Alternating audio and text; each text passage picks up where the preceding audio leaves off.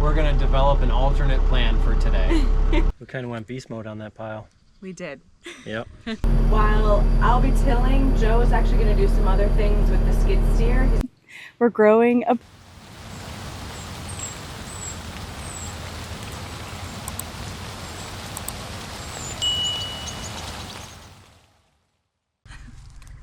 Welcome back to Two Herons Farm. So today's goal is to finish up tilling the blueberry beds. So we were able to get, what was it, 11? Yep. 11 out of 43 done. So that means we have 32, if I do some quick math in my head, left to do. And the goal is to get all of them done today. So I think that's pretty doable. That should take, I don't know, like 4 hours maybe? Probably. Yeah, 4 hours, like we'll have it done. We're also going to give you an update on the barn project. So we met with the builder this morning, and that's going to be moving along probably a lot faster than we had thought. Yeah, which I think that's a good thing. Great. We really need the space, which means we got to tear down that old barn. So that'll be coming soon to a video near you. And then stick around to the end and we'll give you an update on what's been going on with Liz. So stay tuned. Lots in this one. Well, if you learn anything from our farm and our channel, it's that starting a farm is not easy. I know we don't really know exactly what we're doing, so we're kind of learning as we go, but everything is a challenge around here. So this is our newer tractor, and this, we have a brand new battery in it. It's got fuel in it. It's been sitting here at least a month, if not longer, and last weekend started right up, and today it doesn't want to start. I don't know exactly why. Should start just fine, but it doesn't want to. So first task of the day is to try to figure out why the tractor won't start. All right, we're in the tractor. I'm gonna try to get this thing to start. I don't know what the problem is here. So we got a bad starter because they seem to have lots of power. I got it hooked up to the jump box now, but it won't. What in the world? It was working fine when we parked it. As usual, nothing goes according to plan here on the farm. So we are going to try to pop start the tractor. So I'm in the tractor, Joe's in the skid steer. He'll be going forward and I'm going to try to get the tractor running. So let's see how it goes. All right, let's see how this goes.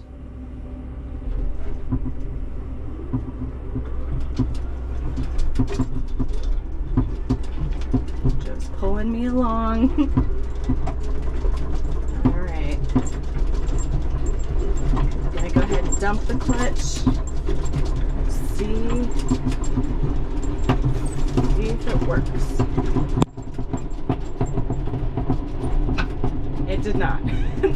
I dumped the clutch and it did not work. Hey, so how's your day going? I've had better. We've also had worse. Oh yeah. Oh yeah. In the grand scheme of life. This is very frustrating. Yes. Well, we should change the name of the farm. The if it could go wrong, it will go wrong farm. Yeah, maybe that. Or what's the opposite of the A-team? I love it when a plan comes together. I don't know, our plans don't come together. No. We can't use that tagline. Not really. But we can continue using our tagline of life's an adventure. Oh my god. We have no shortage of adventures around here. We don't. But we've had worse days here on the farm. Yeah. Blowing out a tire. That really sucked. That did suck.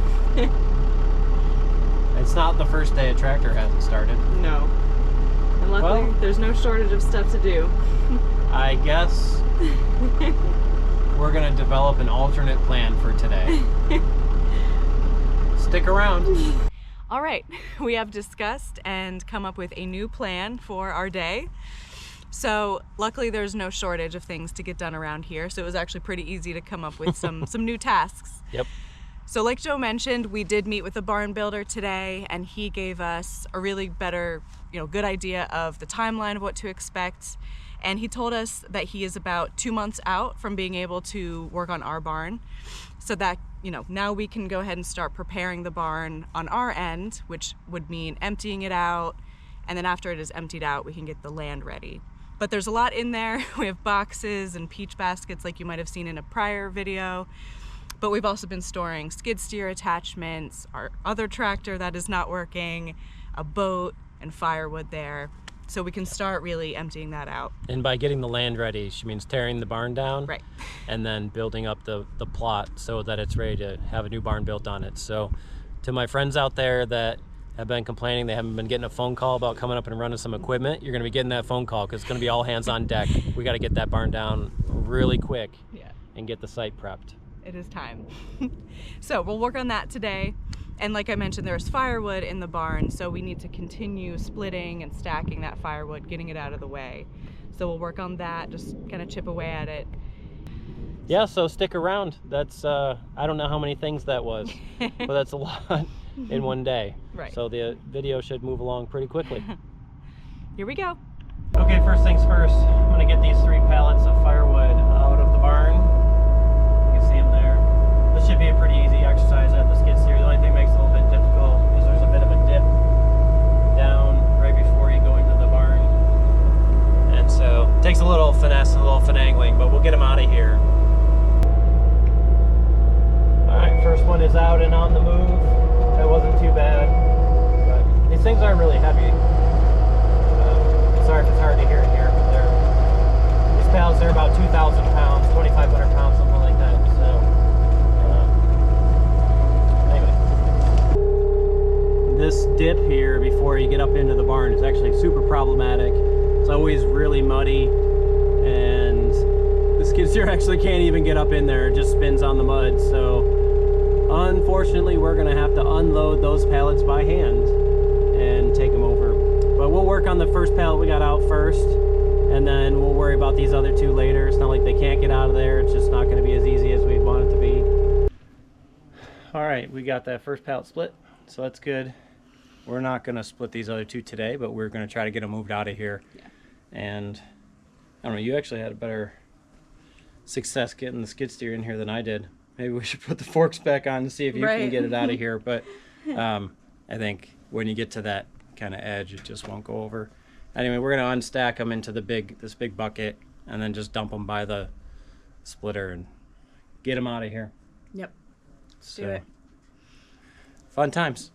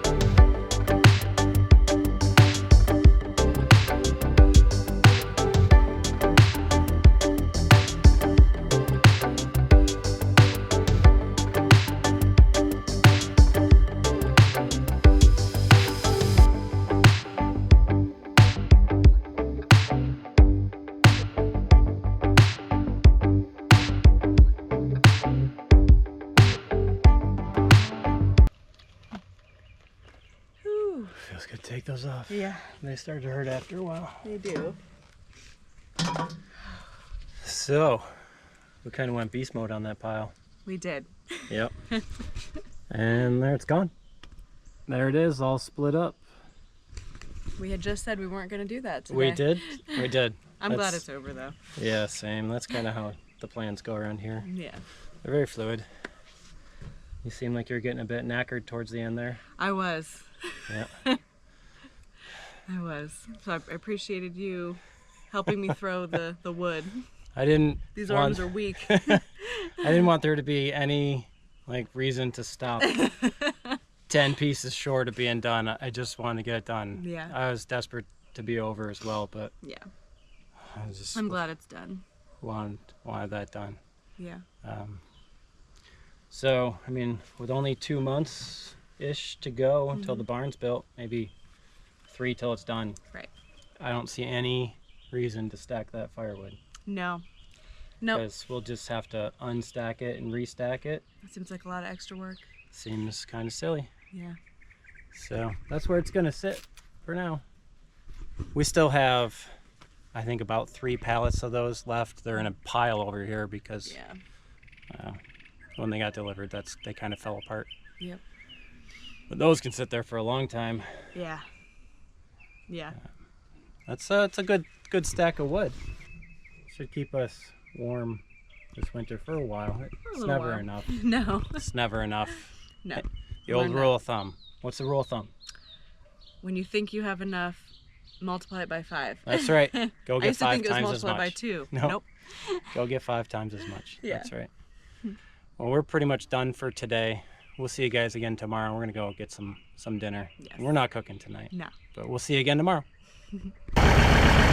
Okay, a different day, a different answer. I don't know. It is extremely cold today. It's like 50 and raining, much like last April. That is a running tractor.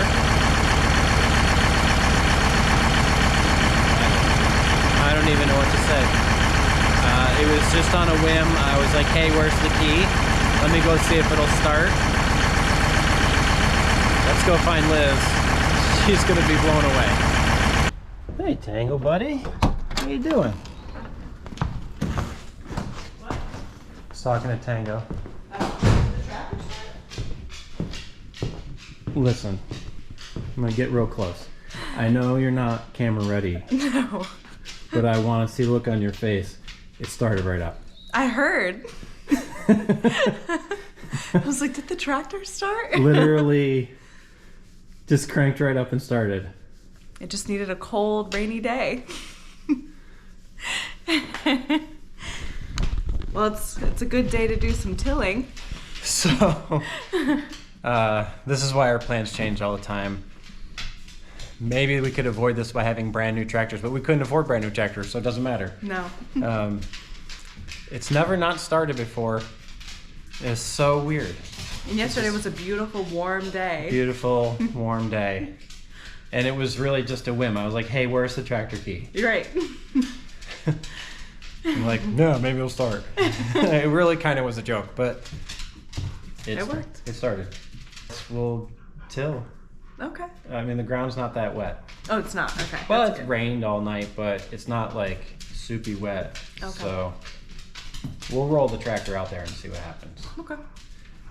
I don't really want to stand in the rain while you till, right. but yeah. I want to get it done. Right. Okay. Okay. All right. So once again, the video's changed. Stay tuned and stick around to the end, and then we'll give you an update about Liz. Yep. All right. So back in the tractor, now that our plans have changed, and I'm going to do some tilling today. While I'll be tilling, Joe is actually going to do some other things with the skid steer. He's going to try to clean up some of the trees that were pulled out and do some other kind of cleanup work around the edges.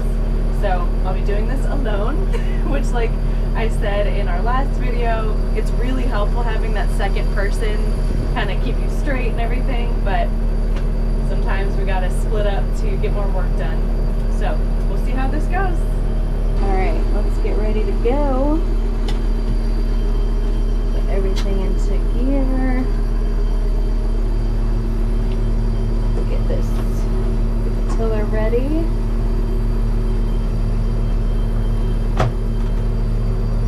It has started turning.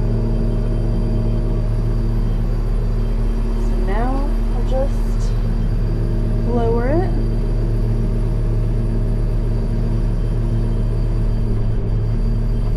Okay.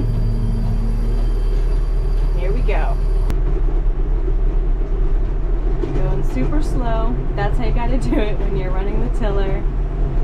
sure it breaks ground. And you probably can't see from the camera, maybe you can, but there's an orange flag up ahead that I am driving toward and just trying to keep it straight. All right, well, Liz is out here doing the tilling and the tractor. You can see her out there. I'm going to be running around and picking up all these trees that were pulled out and collecting them and putting them in a pile. There's a bunch of them are in the way down there. I need to get them out of the way. So that's what I'm going to do. It made more sense to me standing out in the rain and directing her and getting cold and wet and then getting sick. So I'm going to get that done, and then I'm going to switch to the brush hog, and then I'm going to brush hog along the field edges here and get these hedgerows pushed back so it's easier to get turned around and there isn't so many branches sticking out. So that's what I'm going to be doing. Joe came to the rescue, clearing some of the trees out of the way because there were a bunch of trees right here in front. It was very difficult to turn around, so he came to the rescue. All right, that's a nice little pile of trees, brush that was out in the field that's now out of the way. Now it's time to move on to the brush hog and start trimming up the hedgerow. Okay, now I got this brush hog on the skid steer. My goal is to go down each hedgerow. I just need to get in front of Liz. You can see how the hedgerow's a real problem, like for turning around. She's like in the hedgerow and the trees are really growing into the field. So we're just trying to maximize the field, and that's the goal. Get down there and do both sides.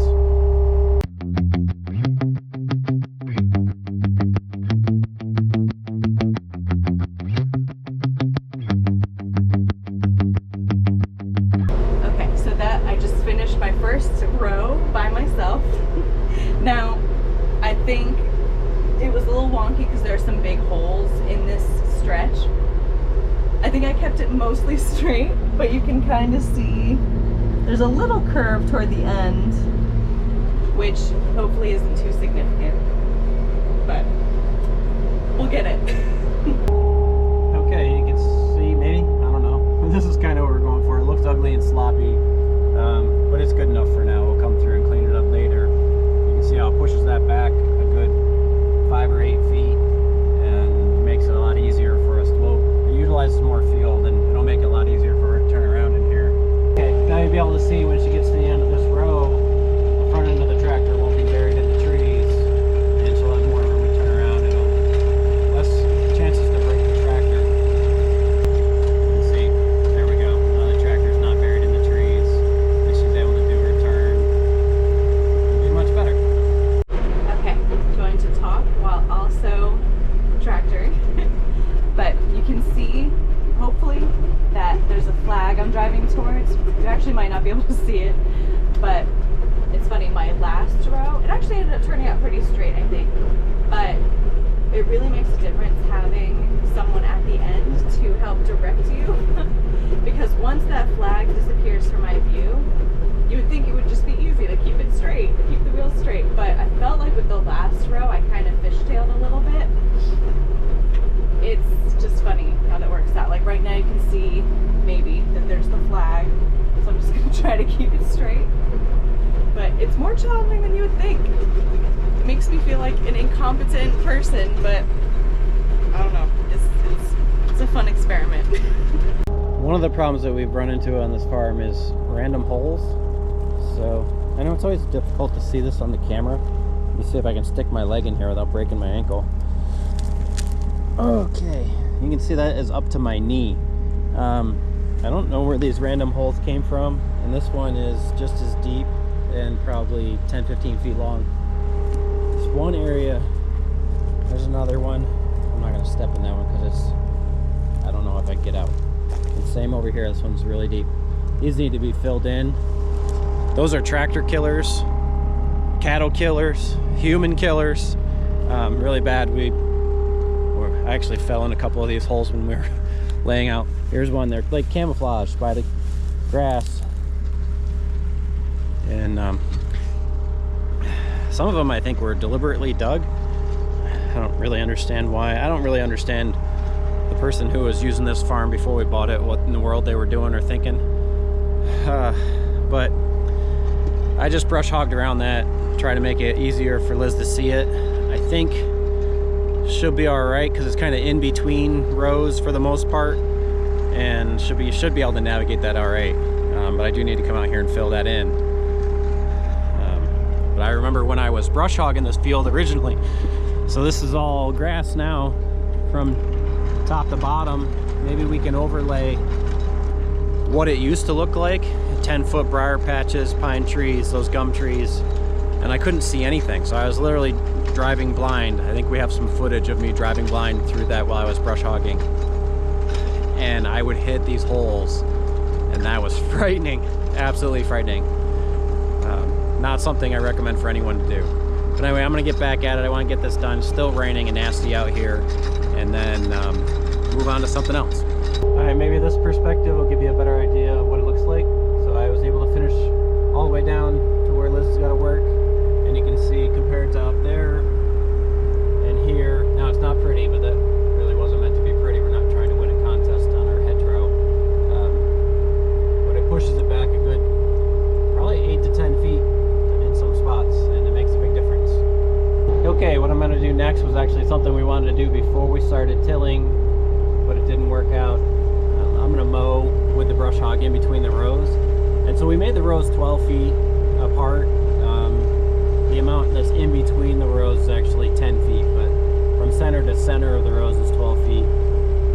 The reason we put such a large gap is really so that we can get tractors and equipment in between the rows very easily.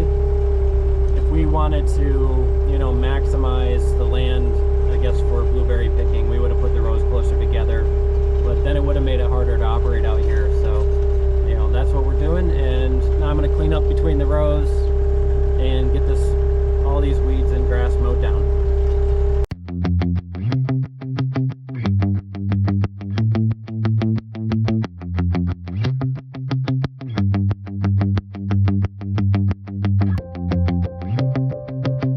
All right, I think we are wrapping up for the day. I was not counting. I don't remember how many rows I've done. Probably similar to the first time, maybe 10 or 11.